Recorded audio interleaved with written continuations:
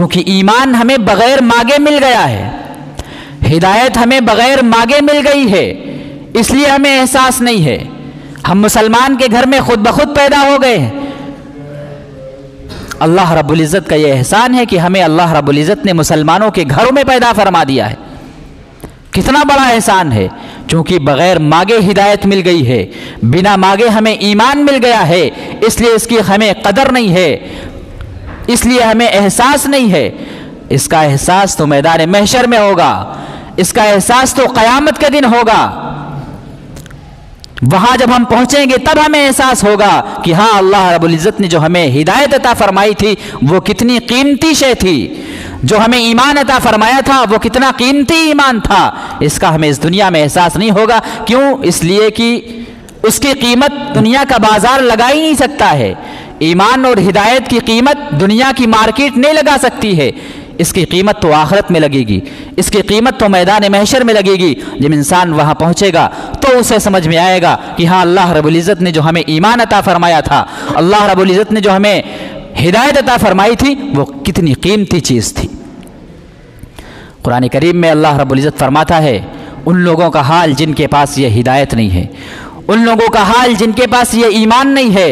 कुरान करीम में अल्लाह रब्बुल इज़्ज़त फरमाता है, जब मैदान महशर में क़यामत के दिन कुफ़ार के बारे में ये फैसला कर दिया जाएगा कि जाओ इनको जहन्नम में फेंक दो, जहन्नम में जाने का फैसला कर दिया जाएगा, तो वो तमन्ना करेंगे, वो आरज़ू करेंगे, काश हमारे पास मुसलमानों की तरह हिदायत होती।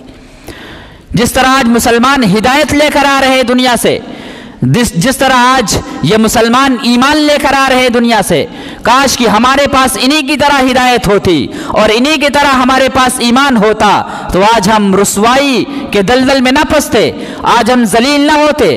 कुरान करीम में फरमाया, रुबमा यवद्दुल्लज़ीन कफ़रू लौ कानू मुस्लिमीन। यहाँ पे अल्लाह रब्बुल इज़्ज़त ने मवद्दत का लफ्ज़ इस्तेमाल फरमाया है। इसका मतलब यह है कि कुफ़ार और मुशरिकीन दिल से ये सोचेंगे, दिल से ये कहेंगे कि काश कि मुसलमानों की तरह हमारे पास ईमान होता, काश मुसलमानों की तरह हमारे पास हिदायत होती, तो आज हमें जलील ना होना पड़ता और आज हमारे बारे में यह फैसला ना होता कि जाओ तुम जहन्नम में चले जाओ। कितनी कीमती चीज़ है ईमान, कितनी कीमती चीज़ है यह हिदायत। एक जगह और अल्लाह रब्बुल इज़्ज़त ने फरमाया, तीसरे पारे में सूरे आल इमरान के आखिर में अल्लाह तबारक व तआला फरमाता है कि जिस शख्स का खात्मा कुफ्र पर हो गया और मैदान महशर में उसके बारे में फैसला होगा कि यह शख्स जहन्नम में चला जाए, तो वो क्या आरजू करेगा?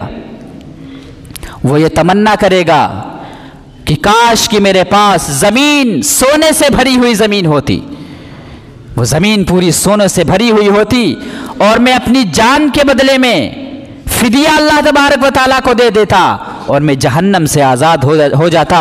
लेकिन अल्लाह तबारक व तआला की तरफ से तो ये ऐलान है कि कल्ला, हरगिज़ नहीं। वहाँ मालूमता किसके पास होगा, वहाँ साजो सामान किसके पास होगा, वहाँ मालो दौलत किसके पास होगी? लेकिन अल्लाह तबारक व तआला आगे फरमाता है हमको और आपको समझाने के लिए, अगर बिलफर्ज मान लो थोड़ी देर के लिए कि अगर किसी के पास मालो मता मौजूद भी रहा, किसी के पास मालो दौलत और जायदाद मौजूद भी रही, तो कल्ला, हरगिज़ वो कबूल नहीं किया जाएगा और बिल आखिर उसको जहन्नम में जाना पड़ेगा। अब आप सोचें और हम सोचें कि जो ईमान अल्लाह तबारक व तआला ने हमें अता फरमाया है, जिसकी हमें अहमियत नहीं है, जिसकी हमारे नज़दीक कोई वक़ात नहीं है, ये कितना कीमती है। इसका एहसास कब होगा? जब इंसान दुनिया से चला जाता है, तब एहसास होता है।